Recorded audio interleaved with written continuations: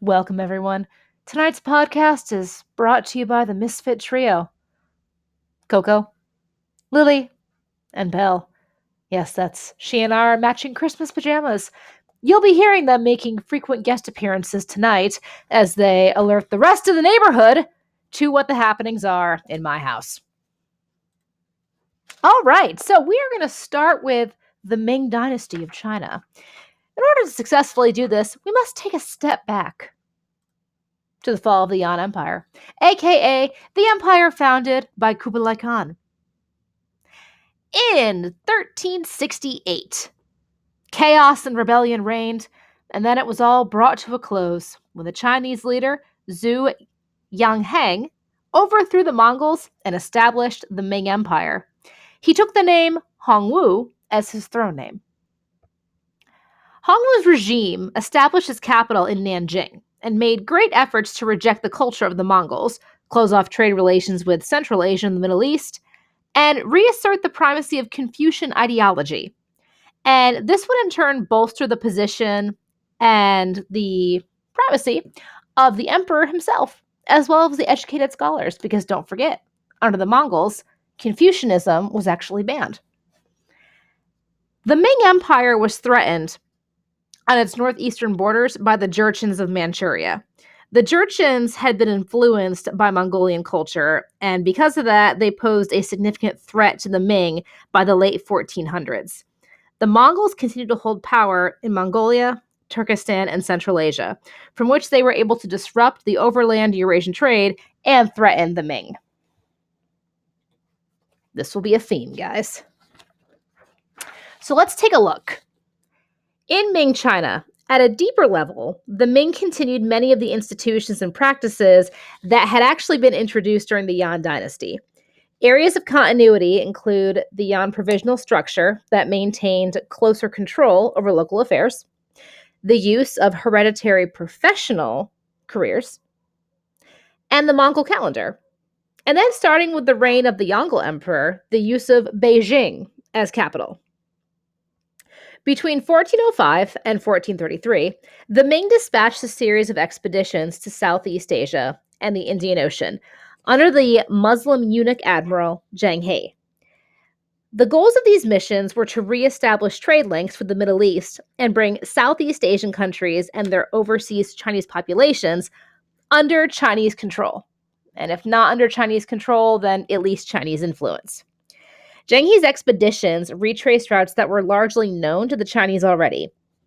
These voyages added about 50 countries to China's list of tributaries, but there was no significant increase in long-distance trade, and the voyages really weren't profitable overall. Many historians wonder why the voyages ceased and whether or not China could have gone on to become a really strong merchant power, or if they even could have built an overseas empire. But in answering this question, it's useful to remember that the Zhang He voyages did not use new technology. They weren't profitable, and they were undertaken as the personal project of the Yongle Emperor. They may have been inspired by a need for him to prove his worth and to prove his own power. The end of Zhang He's voyages may be related to the need to use what limited resources the Ming had for other projects, and this included coastal defenses against Japanese pirates, and defenses on the northern borders against the Mongols. The end of Zhang He's voyages was not the end of Chinese seafaring, but it was the end of the state's organization and funding of such large-scale expeditions. And I want you to take a note of this ship, y'all. So this is compared, that teeny tiny one that you see, that's Christopher Columbus's ship. The treasure ships were over 400 feet long. That's pretty impressive. This is the Forbidden City, built during the Ming Dynasty. And this is one of the things that I really dislike about the Disney cartoon movie Mulan.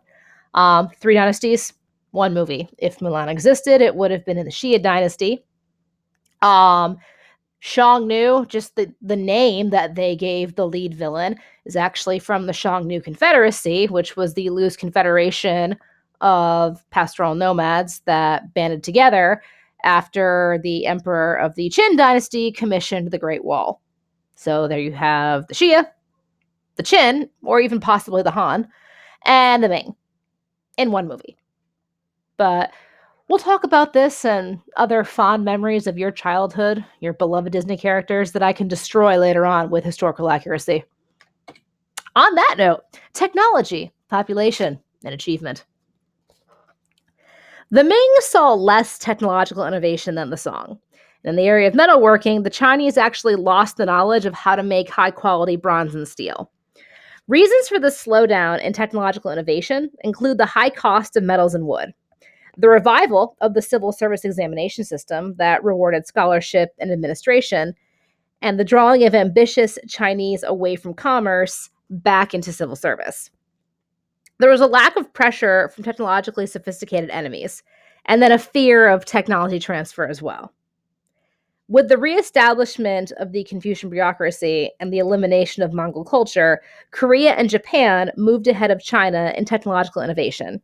Korea excelled in firearms, shipbuilding, metalworking, and calendar making, while Japan surpassed China in mining, metalworking, and novel household goods.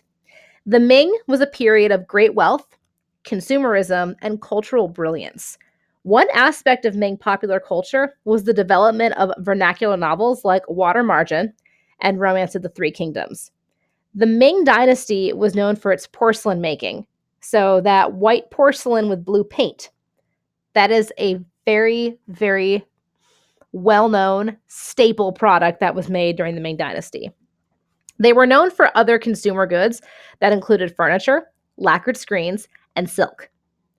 New American crops also expanded agriculture. Sweet potato, maize, and peanuts from the Columbian Exchange led to rapid population growth. The population went from 100 million in 1500 to 225 million by 1750. Under the Ming, there was a cultural revolution. With printing and literacy, popular books were very cheap to print, thanks to woodblock printing and a less expensive way to make paper. The examination system led to an increase in literacy, and this led to a further popularization of the commercial market. When it came to culture and art, the increased literacy led to increased interest in cultural expressions, ideas, and of course, consumer goods. And this includes literature and opera, but also painting and ceramics. Because Neo-Confucianism was being promoted, the traditional Chinese values were strengthened, and this includes filial piety, as well as an emphasis on loyalty to family, including extending the family system. Females remained subordinate, and foot binding would continue at an incredibly high rate. Female infanticide was not uncommon, and widows were discouraged from not only remarrying, but also they were encouraged to commit suicide. The return of the Confucian-based social hierarchy immediately went into effect. Peasants, though the backbone of society, were once again at the bottom, above only merchants, despite the fact that the Ming were, in fact, all about consumerism and consumer goods. Looking at Korea, from the Mongols to the Chosun Dynasty. In 1231, the Cho family reassumed the role of protector of the Koryo kings. Korea's leaders initially resisted Mongol invasions, and they were led by Mongke, who was the last great Khan, and then Kublai would take over in 1260.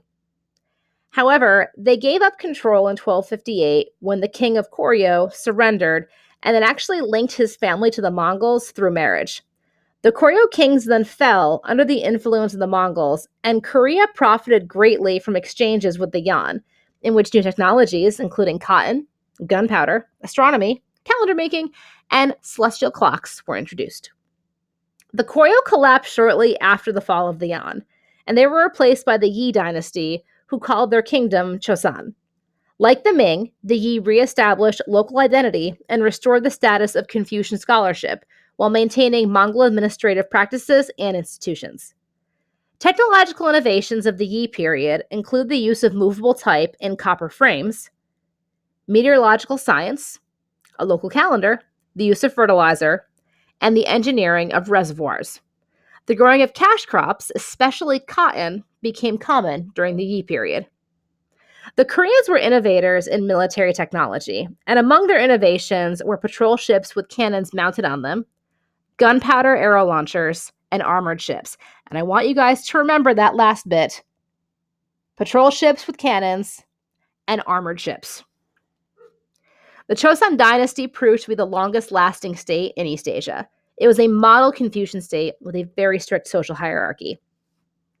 Women held inferior status to men, and only members of a particular hereditary class, the Yang Ban, that's Yangban, were eligible to serve in the bureaucracy and military administrations. The area of Vietnam was divided between two states, the Chinese-influenced Annam in the north and the Indian-influenced Champa in the south. And again, this is where we get Champa rice from. The Mongols extracted tribute from both states, but with the fall of the Heian Empire, they began to fight with each other for control of territory. The Ming ruled Annam through a puppet government for almost 30 years in the early 15th century, until the Annamese threw off the Ming in 1428. By 1500, Annam had completely conquered Champa and established a Chinese-style government all over Vietnam. All right, moving on, and we're going to dive in and talk about the rise and fall of different shogunates, the Heian period, and the transition, the beginning of the transition to the Meiji Restoration. So the Heian period was you'll see the growth of large landed estates, and this is where you'll really see feudalism rise. Arts and literature would flourish, and from China, Japan took ideas of writing, Buddhism, but not the Chinese civil service exam. In Japan, Zen Buddhism would form. It's a variation of the Mahayana form of Buddhism, which, as you guys know, came from India through China. And it reinforced the values of mental strength and self-discipline. It is in this period that we'll see books such as the Pillow Book by Sei Shonagon, detailing court life, and then The Tale of Genji by Lady Shikibu. And this was actually the first novel that was written. And it was written by a woman. Let me just really emphasize that. The first unsuccessful Mongol invasion of Japan occurred in 1274, and it made the decentralized local lords of the Kamakura shogunate develop a greater sense of unity, as the shogun took steps to centralize planning and preparation for the expected second assault. The second Mongol invasion occurred in 1281, and they were defeated by a combination of Japanese defensive preparations as well as a typhoon. The Kamakura regime continued to prepare for further invasions that never actually happened. As a result, the warrior elite consolidated their position in Japanese society and trade, and communication within Japan increased. But the Kamakura government found its resources were strained by this continuous expense of defensive preparations. The Kamakura shogunate was destroyed in a civil war, and from this, the Ashikaga shogunate would be established. The Ashikaga were never as strong as the Kamakura. This period was characterized by a relatively weak shogunal state and strong provisional lords who would sponsor the development of markets, religious institutions, schools, and increased agricultural production. The delicate artistry and the simple elegance of architecture and gardens were influenced by the popularity of Zen Buddhism, and that focuses on meditation over ritual. After the Onin War in 1477, and this was actually precipitated by a conflict over succession, the shogunate experienced really a downfall. They were losing power at a rapid pace, and the provisional lords were gaining it at just a rapid pace. Provinces were controlled by independent regional lords who fought each other, aka the daimyo. These regional lords also carried out trade within continental Asia. From this, you'll have the age of warring states. In these provinces, different castles will be built, and power shifted from above to below, and that's really losing the feudal system here. This is where you'll see the samurai. And the samurai were a hereditary warrior class who were trained using a samurai sword in hand-to-hand combat. During this age of warring states, Europeans arrived in Japan and they brought firearms and Christianity. Foreign trade would flourish, as would the spread of Christianity, specifically Catholicism. In the 12th century, when imperial unity dissolved, Japan came under the control of numerous regional warlords. Again, the daimyo. Warfare was common, and in 1592, the most powerful of these warlords, Hideyoshi, chose to lead an invasion into Korea. And this is where we'll talk about the three unifiers of Japan. As you can tell, the dogs are very excited about this. My apologies. Oda Nobunaga is the first unifier of Japan. He banished the last Ashikaga shogun, and he actually was able to unify a large part of Japan. He introduced firearms to Japanese warfare, and he made alliances with the Christian missionaries. Hideyoshi Toyotomi became suspicious of European territorial ambitions, and he actually ordered all European missionaries to be expelled from Japan. Under his power, he tried to invade Korea, but failed. And last, we have Tokugawa Ieyasu. So he was actually appointed by the emperor. And under his regime, we have a 4-class system that's laid down.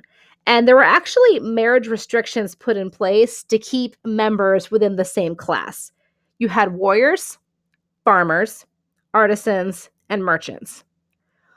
Under Tokugawa, Japan was finally unified in 1603, and this is what started the Tokugawa Shogunate. Japan once again became a feudal system, but it was a feudal monarchy. 4 centuries of feudal warfare ended in 1600 with the establishment of the Tokugawa. During this period, the government was centralized with all power in the hands of the shogun. The shogun's requirements that the regional lords visit Edo, which was the new administrative capital, frequently stimulated the development of the transportation, of infrastructure, and the development of commerce, especially the development of wholesale rice exchanges. The samurai became bureaucrats and consumers of luxury goods, and this actually spurred the development of an increasingly independent merchant class. And the most successful families cultivated alliances with regional lords, and then even with the shogun himself. By the end of the 1700s, the wealthy industrial families were politically influential and held the key to modernization and the development of heavy industry. It was during this time that Japan closed off all trade except to the Dutch and Chinese. The Dutch were restricted to a small island in the Nagasaki harbor, and Japanese Christians were persecuted. The practice of the religion itself was forbidden. A limited influence of the West, so the Dutch were the only Europeans who were allowed in, and this would actually start what was called Dutch studies. So Japan was still interested in Western ideas, but what they didn't want was Western influence. Domestic trade within Japan flourished. Towns, and especially castle towns, increased, as well as the merchant class becoming ever richer. Again, this is going to happen when you're only allowing trade with China and then on a limited impact or a limited bit with the Dutch. New art forms would emerge, such as haiku poetry and kabuki theater. There was early support for foreigners was replaced with xenophobia, and many rejected Chinese learning, and instead what they supported was the school of national learning, so focusing on Japan's traditions. There was also a series of seclusion acts passed, especially the Japanese Seclusion Act of 1636. And this really limited most contact with the outside world. The Imjin War was started when the Japanese invaded Korea, and this occurred on 2 separate yet linked operations. The first invasion was in 1592. A brief truce followed in 1596, and a second invasion in 1597. The invasions were launched by Toyotomi Hideyoshi with the intent of conquering the Korean peninsula and parts of China, which were respectively ruled by the Chosun and the Ming Dynasty. Japan quickly succeeded in occupying large portions of the Korean peninsula, but the contribution of reinforcements from the Ming, because Korea was in part a tributary state, as well as the disruption of Japanese supply fleets along the western and southern coasts, forced a withdrawal of Japanese forces. Afterwards, a guerrilla warfare would engage against the Japanese by what was called the Righteous Army, and they were civilian militias from Korea. The peace treaty would not last. In 1597, Japan renewed its offensive by invading Korea a second time. And the pattern of the second invasion really mirrored the first. Japan was able to gain some ground. They were halted, forced to withdraw. No side ever really gained the offensive, and then there was a stalemate. After Hideyoshi died in 1598, Japan withdrew their forces and made peace with Korea. But they left Korea in a state of disarray, and China was in a greatly strengthened position. And when I told you guys to remember that the type of boat that the Koreans had with the cannons and the metal top, this is it. It's called a turtle ship. Heavily armed and heavily protected. Patterns of population growth and economic growth also contributed to the reversal of fortunes between the inner and outer lords. Population growth in Japan put a strain on the agricultural economy, but in the outer provinces, economic growth outstripped population growth. The Tokugawa system was undermined by changes in rice prices and in interest rates, and these combined to make the life of the samurai and the regional lords a little easier. It was meant to keep them safe. But this was dependent on the willingness of merchants to give the samurai and regional lords credit.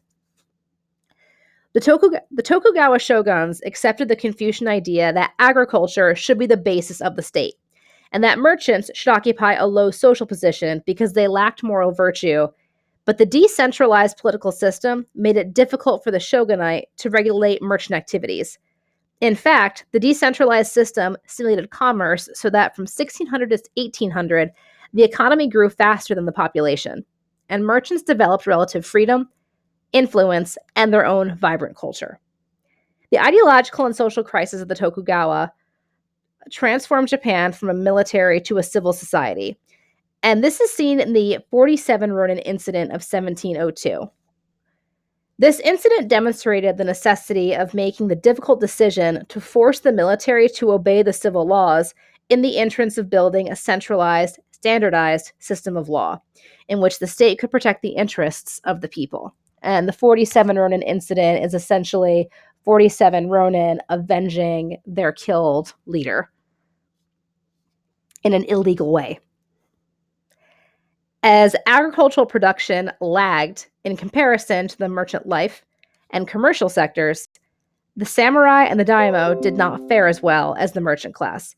Despite efforts at fiscal reform, mounting opposition seriously weakened the Tokugawa shogunate from the mid-18th to the mid-19th century. In this time period, there'll be years of famine, and that led to increased peasant uprisings. A series of unequal treaties in which stronger nations imposed their will on smaller ones in East Asia also created further unrest. This was seen in the Treaty of Kanagawa, which opened Japanese ports to American ships, guaranteed them safe harbor, and allowed the U.S. to set up a permanent consulate in exchange for not attacking Edo. It was signed under duress when Commodore Matthew Perry menacingly sent his American battle fleet into Japanese waters. This act would lead to the Meiji Restoration, which would occur in 1867 when two powerful anti-Tokugawa clans, the Chosun and the Satsuma, combined forces to topple the shogunate. Following, they declared an imperial restoration, aka the Meiji Restoration, in the name of the young emperor Meiji, who was 14 years old. We're going to stop there for today. Email me those questions, and as always, have a great night, y'all. Cheers.